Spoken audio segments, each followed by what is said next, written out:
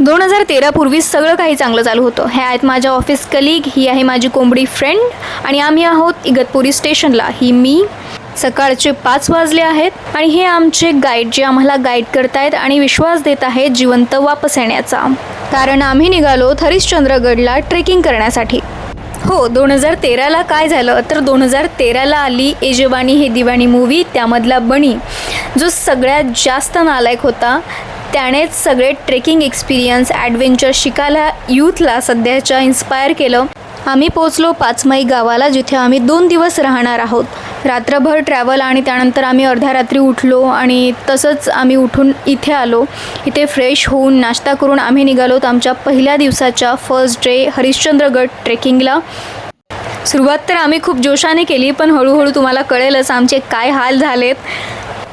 पण खरं सांगायचं तर हालपेक्षा जास्त आम्ही ती जर्नी एन्जॉय केली. प्रत्येक ठिकाण, प्रत्येक धबधबा पाहण्यासारखा होता. प्रत्येक ठिकाणी हिरवळ दिसत होती, जे आम्हाला आमच्या ठिकाणी खूप रेअरली पाहायला मिळते.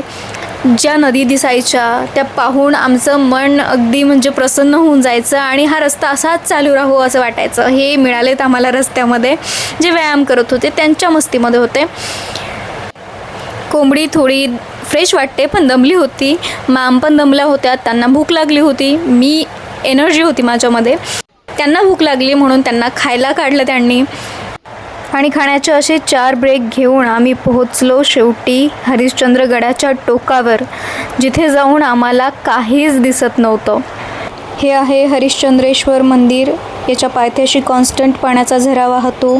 हे आहे केदारेश्वर मंदिर. तिथे आहे शिवलिंग आणि 4 खांब, ज्यामधील केवळ कलियुगाचा एक राहिला असं सांगितलं जाते.